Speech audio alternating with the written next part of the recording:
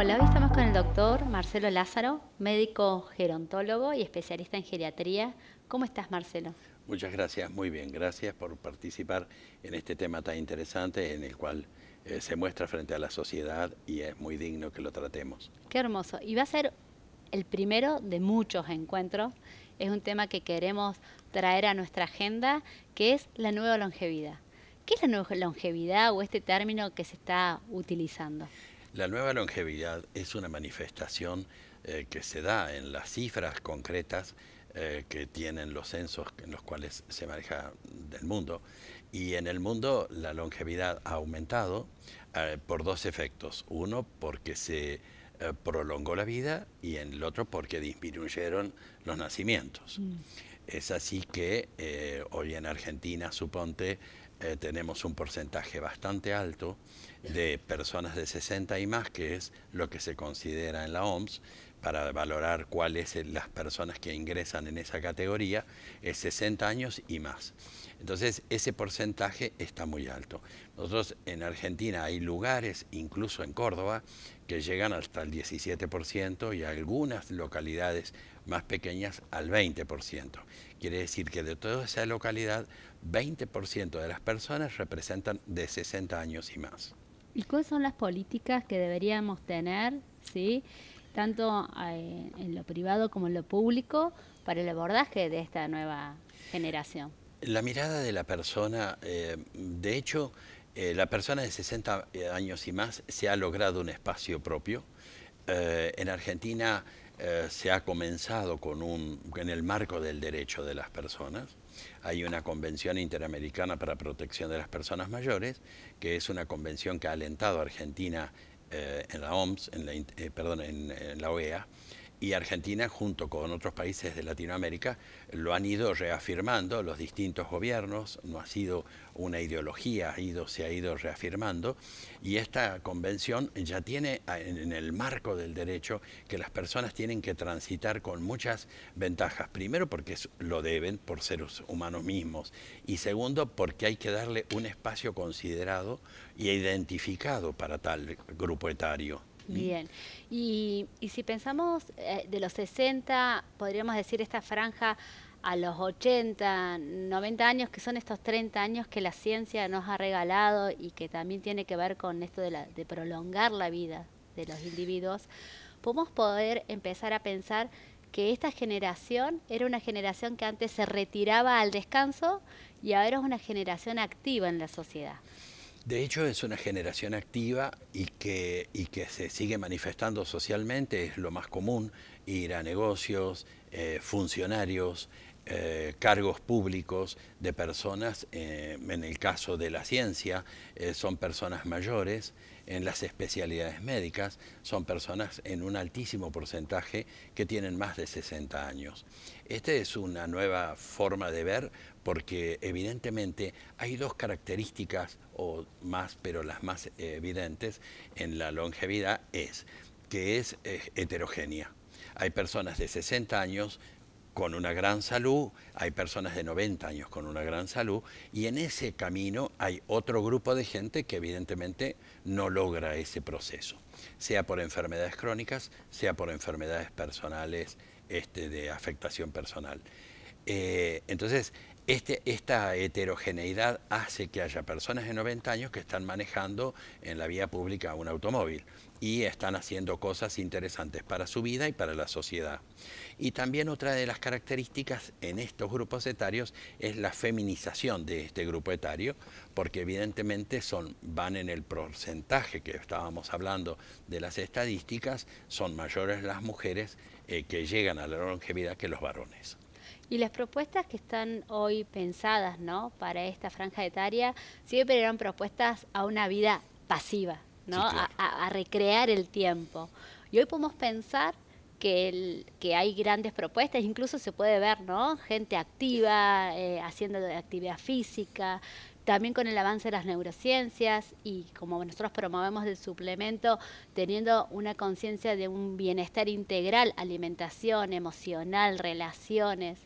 Esta generación tiende a dejar un precedente de que ya esta vida es una vida nos tenemos que reinsertar en vez de retirar?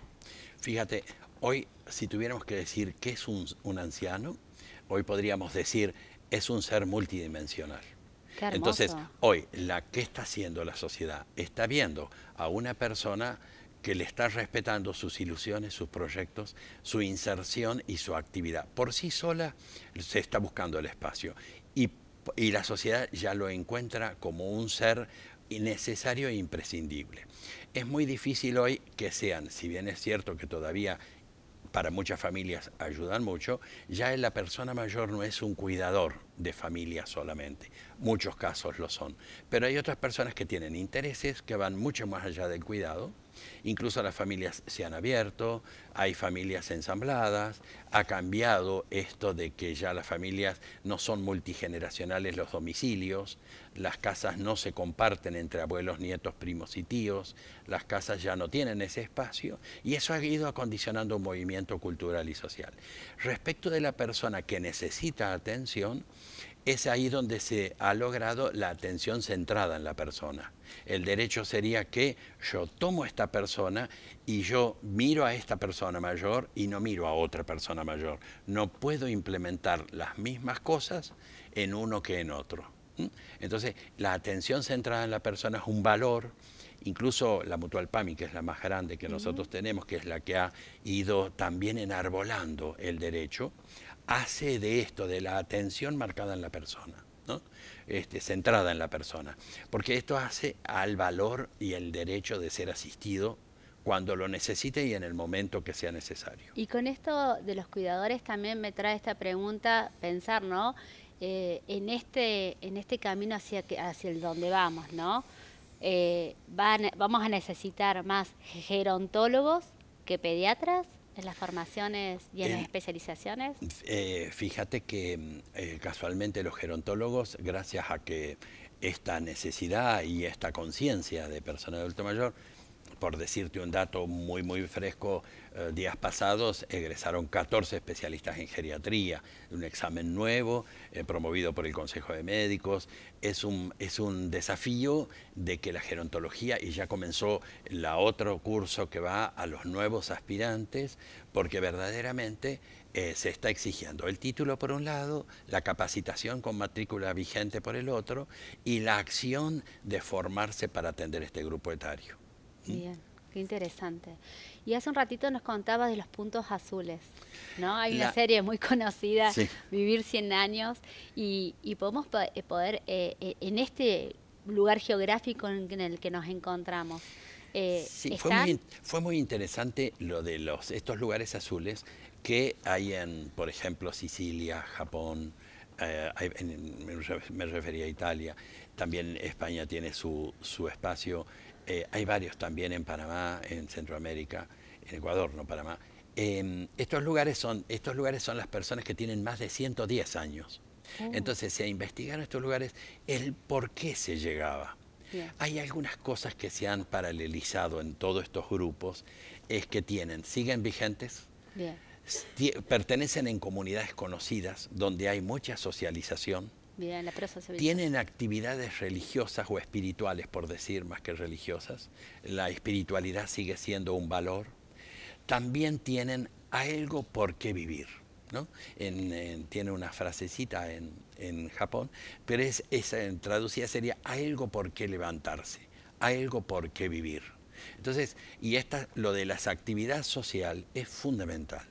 La actividad social hace que la persona siga insertada.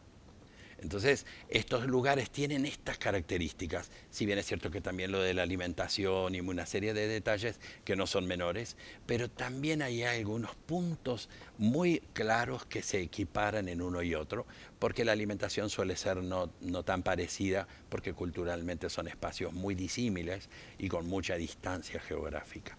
Pero el comportamiento de las personas respecto de cómo manifestarse como mamíferos humanos, tienen algo que es muy necesario, que es esto de la espiritualidad, la socialización y el decir ¿para qué me levanto todas las mañanas? Qué hermoso. Y eso también lo promovemos del suplemento, así que hermoso que nos hayas traído esta reflexión y de este lugar también invitar a las generaciones a que promuevan su bienestar, su buena salud a través de estos ejes que son tan importantes. Fundamental.